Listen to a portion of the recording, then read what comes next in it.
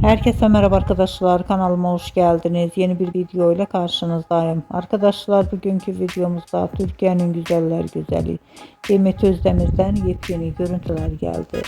Ben de bu muhteşem görüntüleri sizler için YouTube kanalımda video halinde sunuyorum arkadaşlar. Umarım beğenirsiniz.